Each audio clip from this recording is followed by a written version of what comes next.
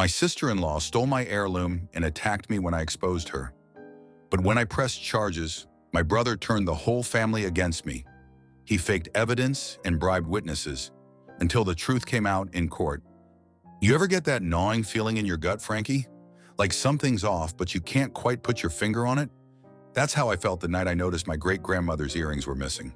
They weren't just jewelry, Frankie. They were the last thing she gave me before she passed. Deep emerald studs, gold-trimmed, wrapped in this tiny velvet box she kept under her bed for when I became a real woman. I was 18 when she gave them to me. I planned to wear them on my wedding day and then pass them down to my daughter someday. And they were gone. I tore the house apart. Every drawer, every coat pocket, even the back of the damn freezer. Like maybe I'd stashed them somewhere when I wasn't thinking straight.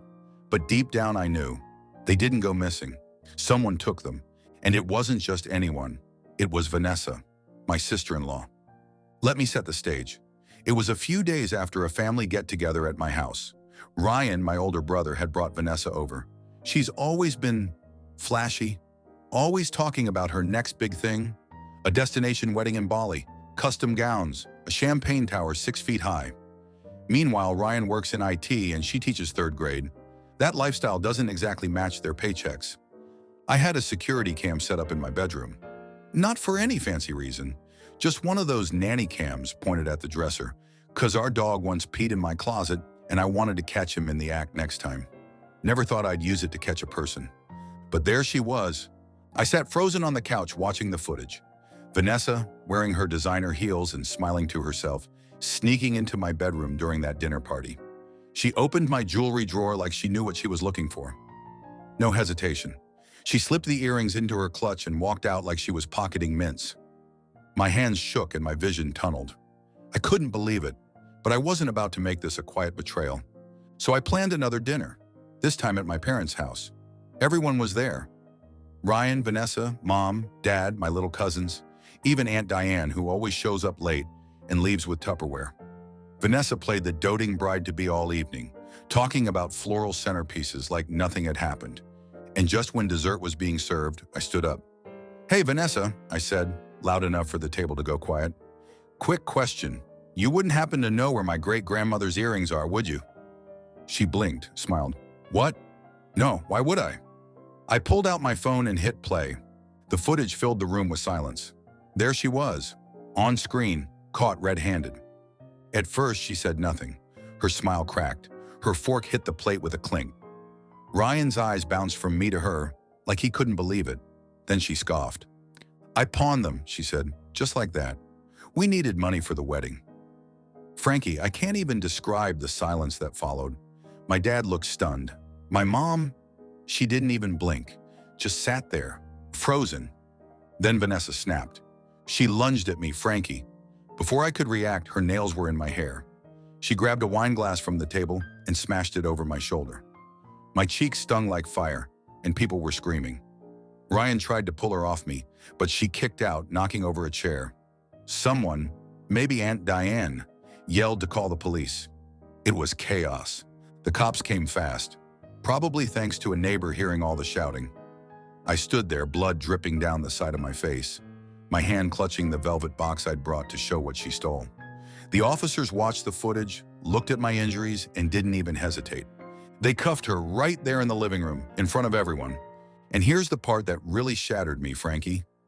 Ryan, my brother, he didn't comfort me. He didn't ask if I was okay. He screamed at me, said I was jealous, that I was ruining Vanessa's life over a pair of old earrings. He told the cops she had every right to them, that she was family now. Then he stormed out behind her like I was the villain. The next morning, I found out he was already spinning stories, telling the family I'd set her up, that I was bitter that she was getting married before me, that I was trying to sabotage their happiness because I never liked her. And the worst part, some of them believed him, even Mom. And that's when I realized this wasn't just about earrings. This was about loyalty, about who people choose to stand beside when the truth is inconvenient. I thought confronting her would bring justice. Instead, it cracked my whole world open. And that, Frankie, that was just the beginning. You ever look around a room full of people you've loved your whole life and suddenly feel like a stranger? That's what it was like, Frankie. After that night, after the cops dragged Vanessa out in handcuffs and I stood there with a swollen cheek and blood on my collar, I figured at least I'd have my family. I mean, the proof was right there on camera. What more did they need? Turns out it wasn't about proof. It was about who they were willing to believe. It started with silence. No calls, no texts, not even a damn emoji from the family group chat. My aunt texted me 2 days later. Just, hope you're okay. No mention of the attack. No, sorry she did that. Just a polite nothing. And then came the whispers. Mom called me finally. Her voice was tight, like she was trying to balance on a wire between me and Ryan. She asked if I'd consider dropping the charges. Your family, she said. We should be able to work this out privately. I couldn't believe what I was hearing. Mom, I said, she stole from me. She attacked me. There's a video. And you're worried about keeping it in the family? She sighed like I was being difficult. Vanessa's going through a lot. The wedding's stressful. Maybe she wasn't thinking clearly. I almost dropped the phone. Frankie, she was treating it like Vanessa had accidentally forgotten to RSVP to something, not committed a felony, and beat the crap out of her daughter in front of the entire family. I held my ground. I'm pressing charges. That's when Mom changed. Her voice dropped, colder, like she couldn't even hide it anymore. Ryan said you've always been jealous of her, she said. And honestly, you've never made much of an effort with Vanessa. My jaw hit the floor. I asked her, what effort was I supposed to make? Lock up my jewelry whenever she came over. But she wouldn't budge. She started talking about how family feuds ruin generations and how maybe it would be better if I just moved on from this little mess. Little mess. I hung up without another word. And then it got worse. A week before the arraignment, my lawyer called me. Something's off, she says. We just got a new submission from Ryan's lawyer. He claims Vanessa has messages from you threatening her, demanding she return the earrings before you make something up. Frankie, I never sent anything like that, not even close. They'd fabricated fake screenshots, entire conversations that never happened, messages making me look unstable, vindictive, like I'd planned the whole thing to take her down. And somehow, they got the security footage deleted from my cloud account, the one with the actual theft. I don't know how. Maybe Ryan paid someone.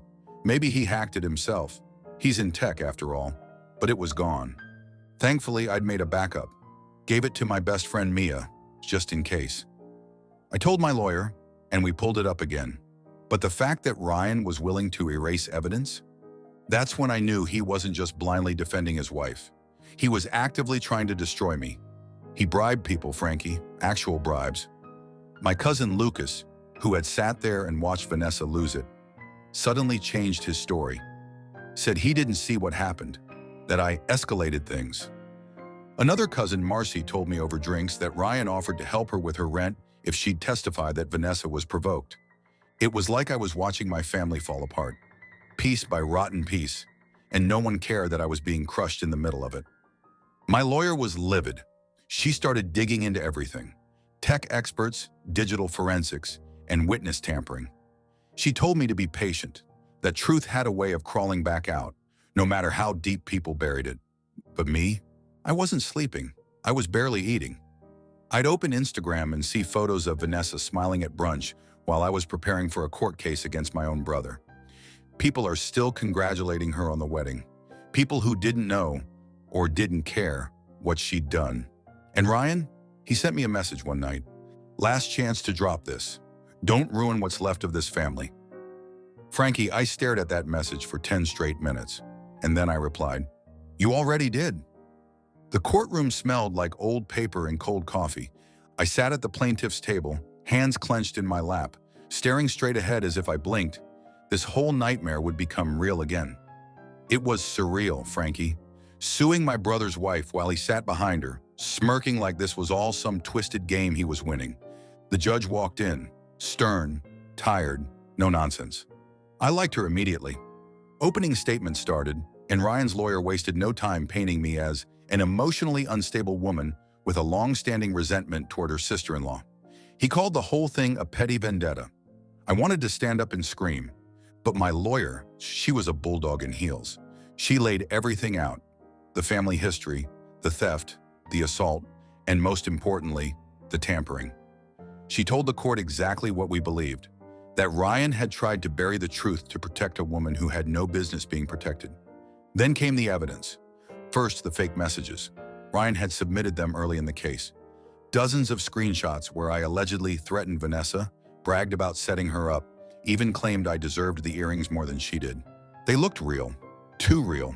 But my lawyer brought in a digital forensics expert. He explained how the metadata, the timestamps, the message formatting, didn't match the platform's real output. He pointed out errors no layman would catch, mismatched fonts, incorrect date rendering, and others. It was a digital forgery. The judge narrowed her eyes at Ryan like she was already 5 seconds away from ordering him out in cuffs. Then came the footage, the real one. Remember how Ryan deleted the file from my cloud? Well, my friend Mia had kept a backup on an encrypted USB. She gave it to my lawyer just days before the trial. And there it was, on the courtroom monitor for everyone to see.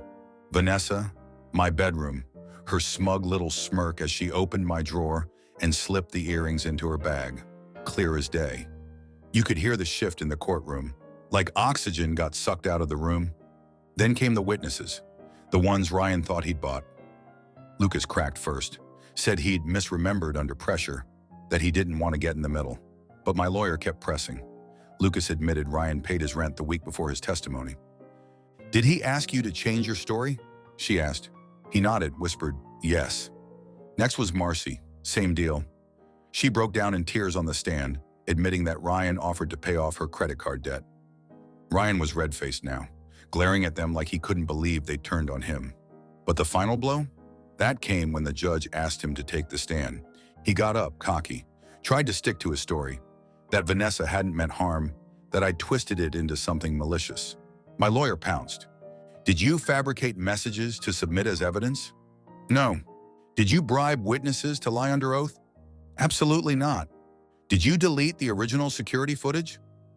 He opened his mouth, then hesitated, a flicker of panic in his eyes, and just like that he cracked. It wasn't dramatic. He didn't burst into tears or fall to his knees. He just broke. He mumbled something about trying to protect his wife, that things got out of control. But by then, it was over. The judge recessed for 20 minutes. When she returned, her voice was like ice. "To Vanessa," she said, "you are found guilty of theft and assault. Restitution is ordered to the plaintiff, and you will complete a sentence of probation, fines, and mandatory therapy." She turned to Ryan. "As for you, Mr. Reynolds, you have been found to have submitted falsified evidence, engaged in witness tampering, and obstructed justice. You are hereby charged with perjury and contempt of court." 2 bailiffs approached him. Ryan stood there stunned, as if he had never imagined this could actually happen. I couldn't look away as they cuffed him. My brother, my blood, let out in chains. The courtroom buzzed, but I didn't hear it. My ears were ringing with relief, with disbelief, with grief. But it wasn't over yet. The judge looked at me one last time. "In light of your family's financial entanglement," she said, "we conducted a routine financial audit. It seems your inheritance, left by your grandmother and meant to be managed jointly by your mother and brother, was not only withheld from you, but partially misappropriated over the years." She paused. "You are hereby awarded full access to those funds, plus damages." Frankie, I stared at her like she'd spoken another language. I had no idea. All this time, Mom and Ryan had been hiding my own inheritance from me.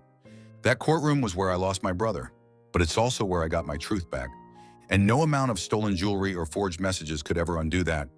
You'd think when justice is finally served, when the lies are unraveled and the truth is laid bare for the world to see, you'd feel triumphant. But sitting on the courthouse steps that day, watching Ryan get loaded into a cruiser, Vanessa crying into her lawyer's coat, I didn't feel triumphant. I felt hollow. I remember just sitting there, Frankie. My lawyer offered to walk me to the parking garage, but I told her I needed a minute alone. My hands were still trembling. My throat felt tight like I'd been screaming all day, even though I hadn't said much. My brother was going to prison. Vanessa's name was smeared across local news sites, tagged as bride-to-be turned thief. And my mom? She didn't even show up for the verdict. I got a voicemail from her that night. Said she was sorry it had to go that far. Said she hoped one day I'd understand. She didn't apologize. Not once. She just mourned the family's reputation like that was the biggest loss here. That message broke me more than the trial ever could. So I packed a bag. I took a small piece of that recovered inheritance, and I booked a flight to the one place I'd always dreamed of, but never thought I'd go alone. Santorini. I didn't tell anyone, just left. And the first time I stepped out onto that balcony and saw the blue domes and whitewashed houses clinging to the cliffs, I broke down. Not from sadness, but from the release of it all. It was the first time in months that I wasn't holding myself together. The first time I wasn't surrounded by liars and betrayal. Just the sound of waves, wind in my hair, and the scent of grilled octopus floating through the air. I spent mornings sipping thick coffee, sketching in a little notebook I hadn't touched in years. I wandered markets, took too many photos of alley cats, and watched the sunset from different rooftops each night. I started breathing again, and I thought a lot about forgiveness. Not for Ryan or Vanessa, they don't deserve it, but for myself. For letting it go on as long as I did. For trusting people who never earned it. For doubting my gut when it screamed that something was wrong. One night, I sat on the beach with my toes in the cool sand and wrote a letter to my great-grandmother. I told her I was sorry, that her earrings had ended up in hands so undeserving. But I also told her that justice was served, that her gift, her legacy, meant something, even if it took pain to prove it. I never sent that letter, obviously. I buried it in the sand just past the tide line and let the Aegean Sea claim it. When I came back home, things were quieter, colder. Ryan was still awaiting sentencing. Vanessa was lying low, trying to salvage what was left of her social life. And Mom, she sent a few emails about talking when things calm down. I haven't responded, because here's the thing, Frankie. Healing doesn't mean going back to what was. Sometimes healing is walking away and building something new, even if it's just for you. I used another portion of the inheritance to start something small. A handmade jewelry line, honoring the kind of legacy my great-grandmother left behind. I named the first pair of earrings after her. I sold them at a weekend market, and some college girl with wide eyes and a warm smile picked them out. She said they reminded her of home. I smiled and told her, "That's the point." That's the thing about surviving betrayal. You never forget it. But if you're lucky, if you fight hard enough, you get to rewrite the story. And in mine, I'm not the woman who lost her family. I'm the woman who found herself. If you made it this far, thanks for riding with me. If you love real, messy, emotional stories like this, go ahead and hit subscribe. There's always another confession waiting in the backseat.